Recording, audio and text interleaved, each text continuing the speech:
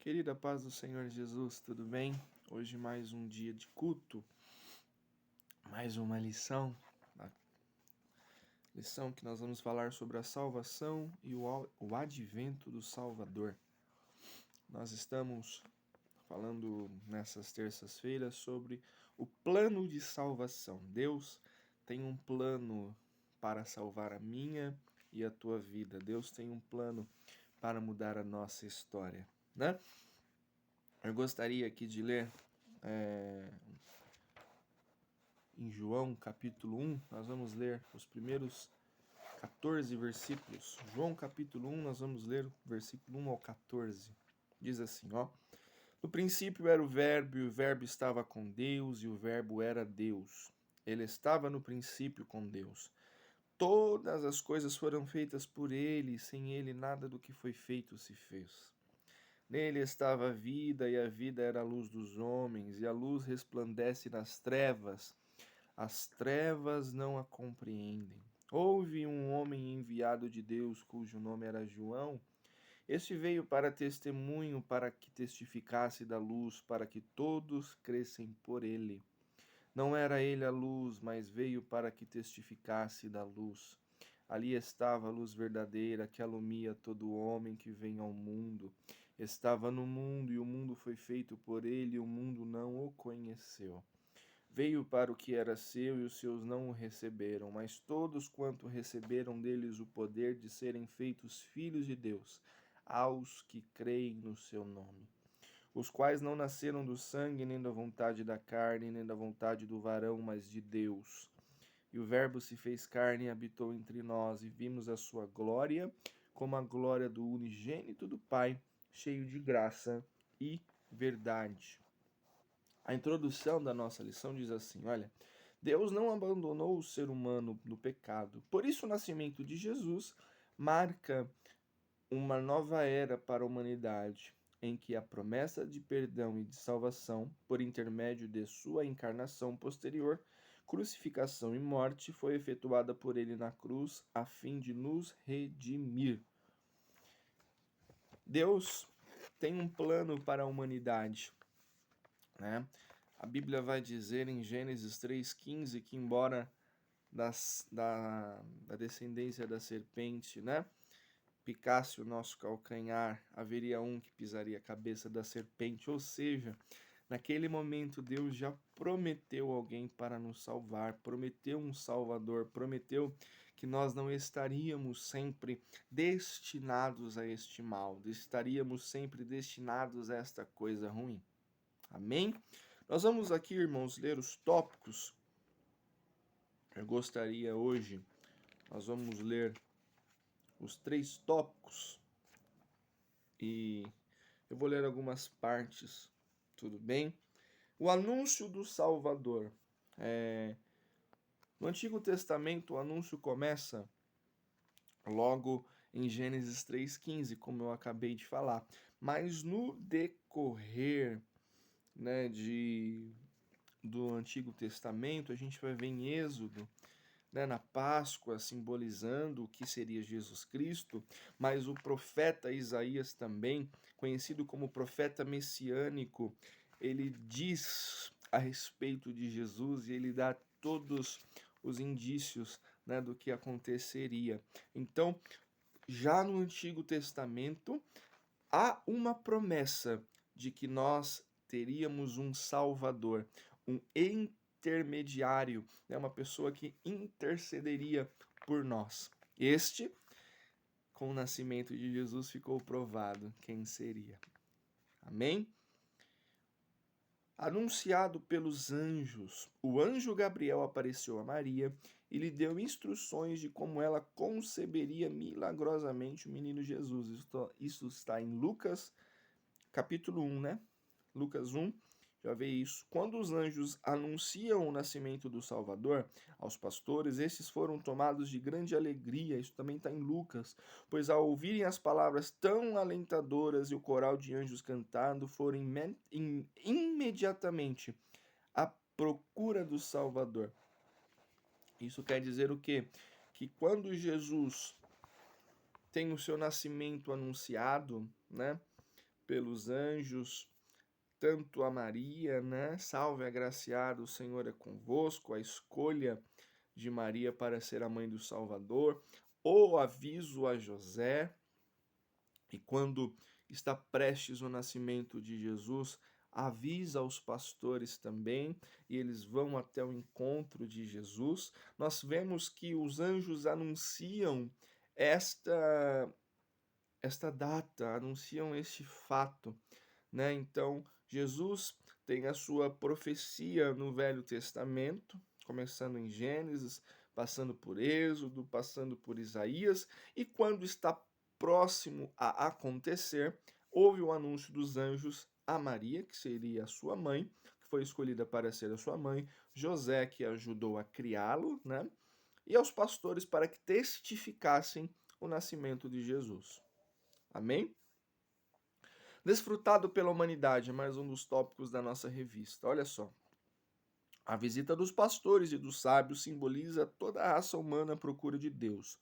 Essa visita não se deu num belo palácio ornado de ouro, mas numa simples manjedoura cheia de animais e palha. Um lugar inóspito para o grande rei e salvador. Mas foi ali que Deus mostrou toda a sua singeleza e simplicidade, quando foi ao encontro do homem pecador e entregue para o próprio pecado. Ou seja, quando aqueles pastores foram até Jesus, simboliza, né, que toda a humanidade iria atrás de Jesus, que toda a humanidade está à procura de se religar a Deus, né? Daí que vem a palavra religião, religar. E Jesus estava num local inóspito, num local simples. Isso tem um grande significado. Você não vai encontrar Jesus somente nos grandes templos. Você não vai encontrar Jesus em casas grandes. Você não vai encontrar Jesus somente nos palácios, mas você vai encontrar Jesus na simplicidade. Você vai encontrar Jesus nos lugares onde há pessoas humildes também.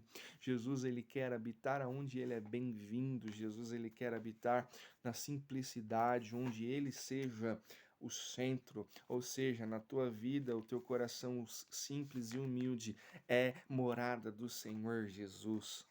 Amém? Nós vamos agora, queridos, eu estou fazendo uma síntese, né, para não ficar um vídeo muito longo e todos conseguirem acompanhar, tá? Nós vamos agora para o tópico 2, a concepção do Salvador. Item 1, olha, um plano concebido desde a fundação do mundo. Jesus é o Cordeiro de Deus que foi morto desde a fundação do mundo. Isso está em Apocalipse 13:8. Pois antes de o homem pecar, o Pai, em sua presciência, já havia provido um Salvador. Isso significa que quando o ser humano pecou, Deus não foi pego de surpresa. Entretanto, em seu eterno amor pela humanidade, o Altíssimo havia planejado o resgate dos pecadores mediante o advento da pessoa de seu Filho, Jesus Cristo. Queridos, muita gente confunde, né? E muita gente esquece que Deus ele é onipotente, onisciente e onipresente. Deus ele tem todo o poder, Deus tem toda a ciência, ou seja, sabe de tudo, e ele está em todo lugar. Por ele ser onipresente e estar em todo lugar, ele sabe de tudo. Por ele saber de tudo, ele tem todo o poder. É diminuir a Deus achar que quando Adão e Eva pecou, que quando Adão e Eva caíram, Deus não sabia que isso iria acontecer. É impossível, né? Muitas pessoas dizem de maneira errada que quando Adão e Eva pecou, começou-se o plano para uma salvação. Não. Jesus ele foi morto antes da fundação do mundo, desde a fundação do mundo, antes do pecado, antes mesmo que o inimigo pudesse achar que o pecado dominaria e derrubaria o ser humano, né? O que acontece, queridos? Onde o pecado abundou, superabundou a graça. Deus sabia desde o início que o ser humano estaria propenso a cair, mas ele preparou o Salvador. Jesus preparou o Salvador, trazendo para o contexto da nossa vida. Não há nada que nós façamos, fizemos ou vamos fazer que Deus não saiba. E pelo fato de Deus saber e ter enviado o seu Filho Jesus, eu quero te dizer, é um culto, uma escola bíblica, um culto de ensinamento, mas a palavra de salvação está sendo pregada. Não há passado que Jesus não possa entender e perdoar, se houver o verdadeiro arrependimento. Não há passado que Jesus não tenha sabido, e mesmo sabendo, teve a morte na cruz, para que quando você arrependesse, reconhecesse e arrependesse, a salvação estivesse com você. Amém? Então, Deus sabia de tudo. O Salvador estava preparado para a minha e para a sua vida. Amém? Olha só. Desde a fundação do mundo, Jesus foi Salvador, e a partir do seu nascimento essa realidade foi confirmada. Isso está em Lucas 2, versículos 10 e 11. Ele foi concebido por uma virgem, o que atesta o fato milagroso de ser o Filho de Deus, incriado e gerado como homem pelo Espírito Santo. Jesus nasceu num contexto de pobreza, o que mostra sua humilhação e serviço aos desafortunados. O filho de Maria cresceu numa família, o que mostra a sua importância, a importância que Deus dá à célula máter da sociedade, ou seja, a família é plano de Deus. Assim, o ministério terreno de Jesus seria abrangente, mostrando que o reino de Deus havia chegado na terra. Preste só atenção. Quando a gente fala que Jesus é um homem que não teve pecado, é porque quando uma criança é feita, o pecado original é imputado nela. Ou seja, aquele pecado, aquela queda em Gênesis, mas como se fosse um vírus colocado num computador lá no começo, foi passado de geração em geração. Jesus, ele foi concebido pelo Espírito Santo. Por isso, o pecado não foi imputado nele, ele foi concebido pelo Espírito Santo de Deus. Por isso, quando nós o aceitamos e pedimos perdão pelos nossos pecados, nós deixamos de ter em nós a marca do pecado original, porque o homem sem esse pecado nos salvou. E nós passamos a ter a marca de Jesus Cristo. Quando eu deixo de lado o pecado, a origem dos pecados, né? A natureza corrompida pelo mal, e eu passo a ter a vida com Cristo, eu tenho uma nova vida. Amém? Jesus, ele é um homem sem pecado, porque não foi concebido por homens, foi concebido pelo Espírito Santo de Deus e não teve o pecado original imputado nele. Amém? Vamos ler, por favor, o tópico 3. Olha só. O Verbo se fez carne e habitou entre nós. A Bíblia afirma reiteradas vezes que o Filho de Deus se tornou carne. Isso está em 1 Timóteo 3,16, 1 João 4,2, 2 João versículo 7, 1 Pedro 3,18 e também 1 Pedro 4, versículo 1. Ou seja, uma pessoa inteira de carne e osso, em pleno uso de suas funções psíquicas. Sobre isso, o apóstolo Paulo escreveu que Jesus realizou a reconciliação no corpo da sua carne. Isso está escrito em Colossenses capítulo 1, versículos 21 e 22. Ou seja, quando se fez carne e habitou entre os homens, assumiu a humanidade juntamente com as fragilidades dela. Por esse motivo, as Escrituras revelam que o nosso Senhor chorou em público. João 11:35. Admitiu perdas e sentiu saudades. João 11:36. Experimentou dor. Mateus 27:50.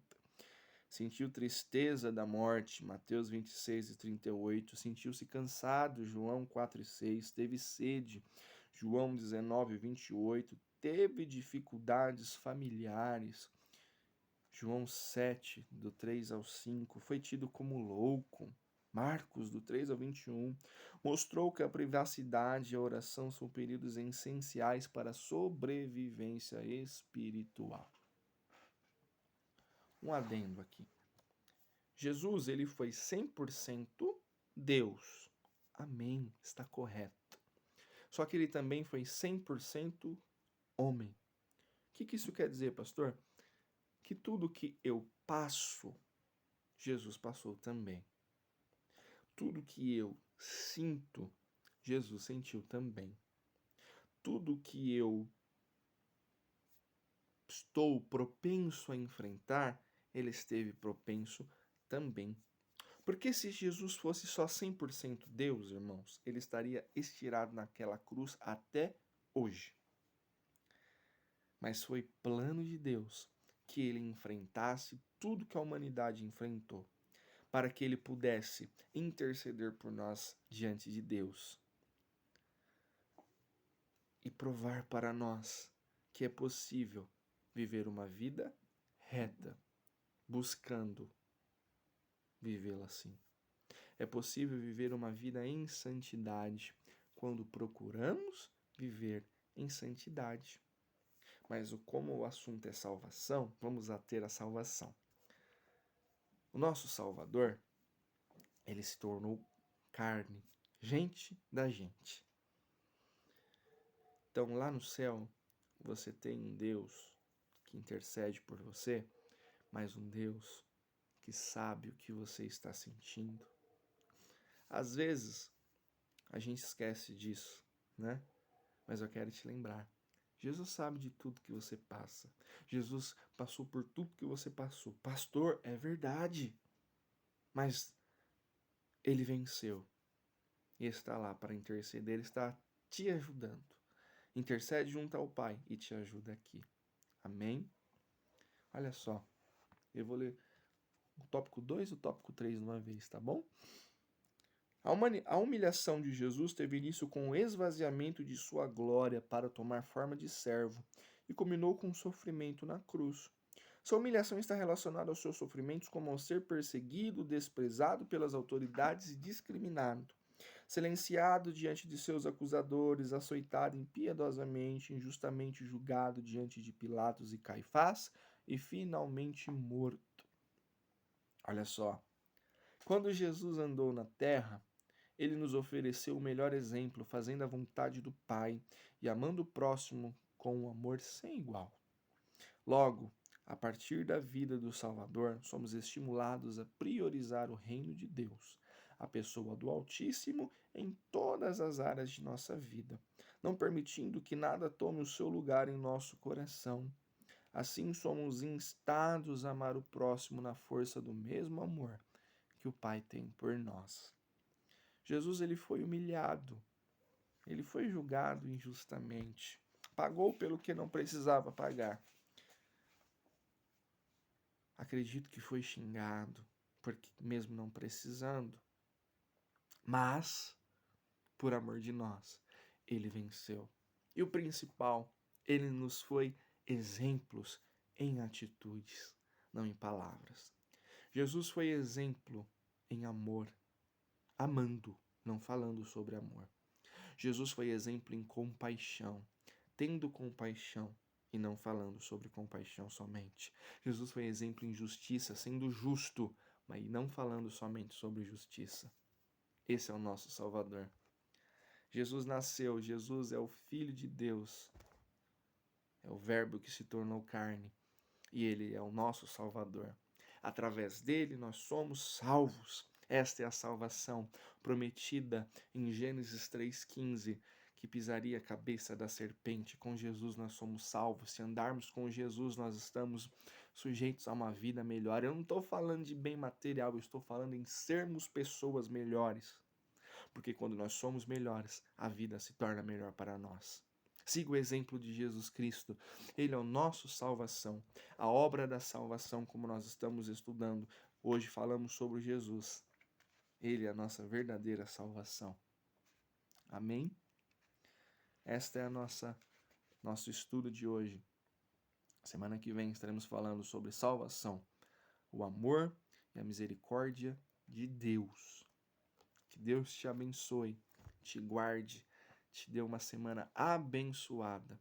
Eu peço, irmãos, nós vamos orar agora pelo diácono Fábio, pela irmã Leia, pelo irmão Vitor, que estão precisando das nossas orações. Vamos orar uns pelos outros, vamos continuar orando. Amém? Feche os seus olhos, vamos orar, vamos falar com Deus. Jesus, eu te peço, Senhor, que o teu Espírito Santo continue conosco. Abençoa, Senhor, os irmãos que estão assistindo agora, Senhor. Pai querido, abençoa o irmão Fábio, o irmão Vitor, Senhor. Tu sabes de tudo. Abençoa a irmã Leia, Senhor. Fica conosco. Abençoa cada irmão da nossa igreja, do nosso ministério.